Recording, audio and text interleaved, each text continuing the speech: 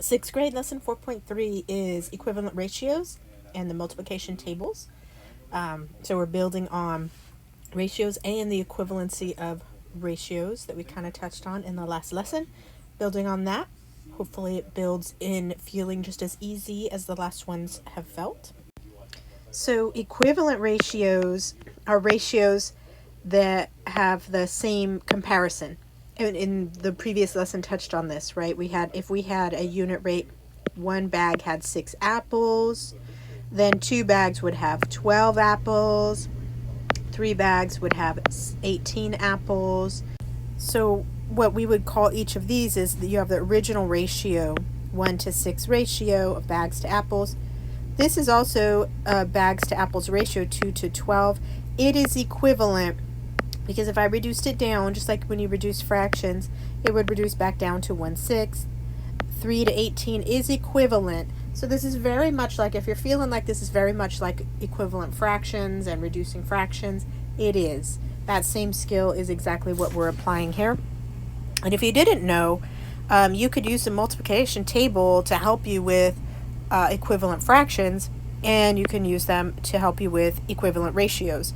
So if I have a 1-to-6 ratio on my multiplication table, I can highlight the whole row of counting by ones and the whole row of counting by sixes. So I would have a 1-to-6 ratio.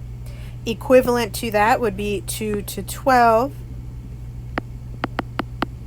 3-to-18, 4-to-24, and so on. So the multiplication table can be used to help you find equivalent ratios and equivalent fractions. Same idea. I'm not sure if you were aware of that already. Maybe you knew that already and maybe you didn't, but this lesson is going to reinforce that. So here we have an unlock the problem. It says the ratio of adults to students on a field trip is 3-to-8.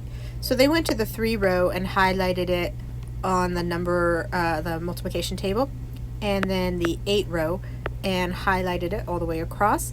You have a 3-to-8 ratio. The original ratio is 3-to-8.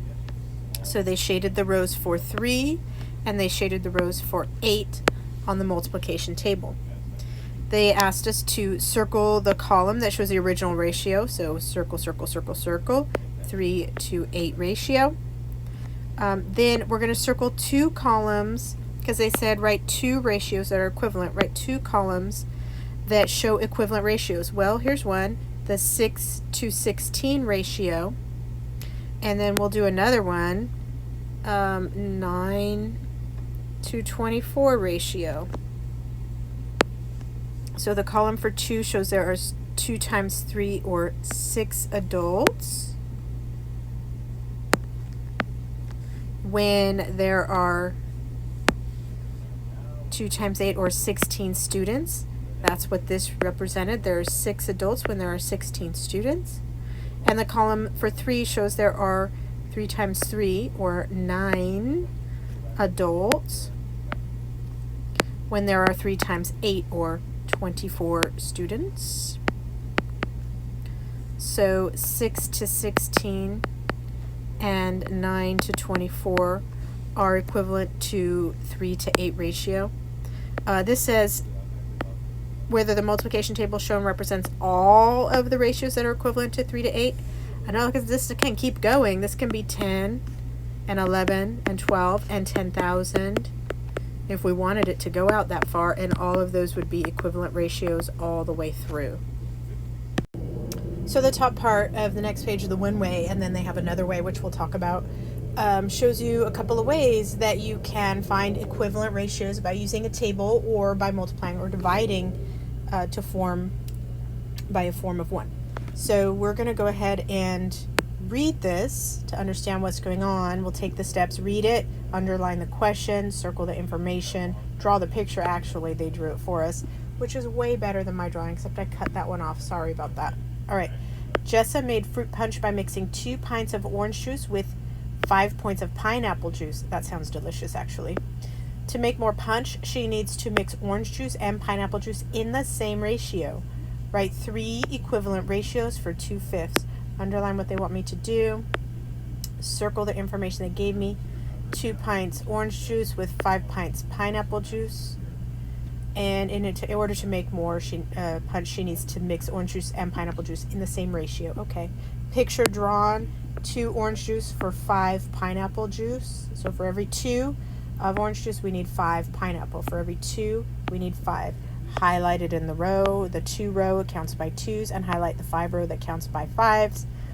So the original ratio, 2 to 5 ratio, 2 orange juices to 5 pineapples. An equivalent ratio, 4 to 10. That means 4 orange juices. We'll need 10 pineapple juices. We're multiplying both by 2.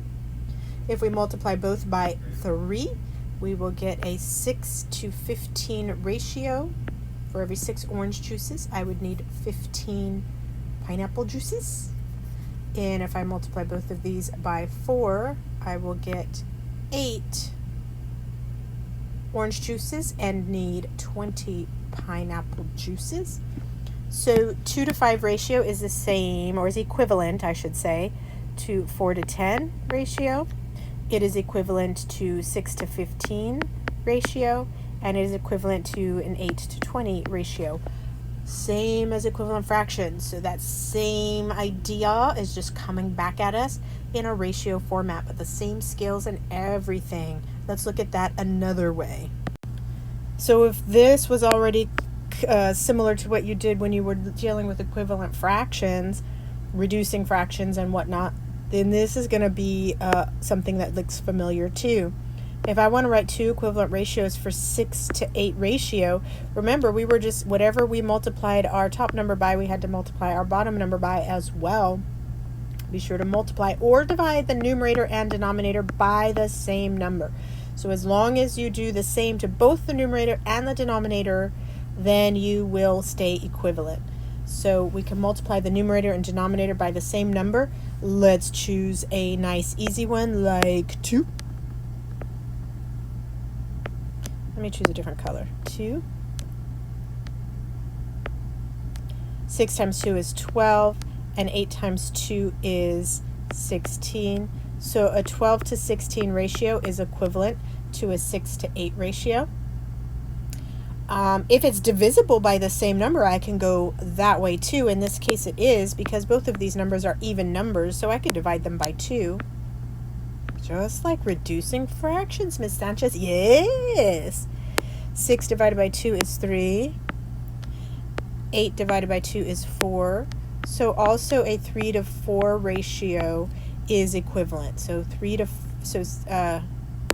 6/8 equivalent ratio with 12/16 and is also equivalent with 3/4 and is also equivalent. What happened to my pen? There. Is also equivalent. What if I went by 10 by 10? 60, 80s. Oh, what if I went by 1,000,000? Then it's going to be 6,000,000, 8 millionths. Still equivalent, right? All right. That's it for this lesson. Hopefully that all ties together and makes sense. And see me if you need help.